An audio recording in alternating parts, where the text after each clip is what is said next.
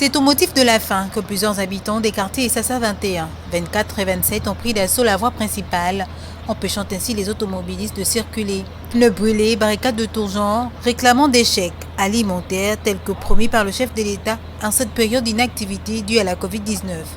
Un peu plus tard, aux alentours de 21h, ces derniers décident de passer à la vitesse supérieure, c'est-à-dire s'en prendre aux épiceries et autres commerces de la zone.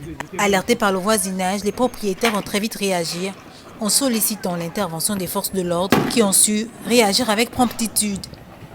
Une situation qui va très vite dégénérer et donner lieu à un affront entre la police et ceux qui ont été surnommés Covid-braqueurs par leurs victimes. Je faisais hier autour de 21h, auquel quelqu'un est venu me signaler que non, il y a des gars qui sont en train de barrer la route là-bas et mettre le feu. Puis le sujet, j'ai tenté la brigade, ça ne prenait pas. En fait, c'est vers les 22h que j'ai tenté à piger d'un tout. Bon, ils ont compris. En tout cas, bon, il n'y a pas eu tellement de réaction. Mais après quelques instants, j'ai écouté les coups de fusil. C'est sûr qu'il y a eu l'intervention des agents après. Jusqu'à ce qu'ils ont eu à casser les magasins. Puisque là où je suis là, je vois tout ce qu'ils ont lancé comme cailloux.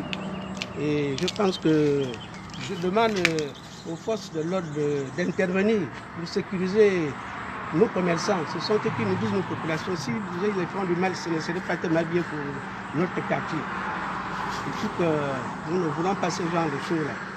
Et ce sont des éléments pour prendre des mesures, de mener des enquêtes, de saisir, de punir. La loi est là pour tout le monde. Parce qu'avec ce genre de gestes, ce ne serait pas bon. Ce sont des opérateurs économiques qui sont venus, ils nous aident au quartier. Si on les fait de mal comme ça, ce ne serait pas bon.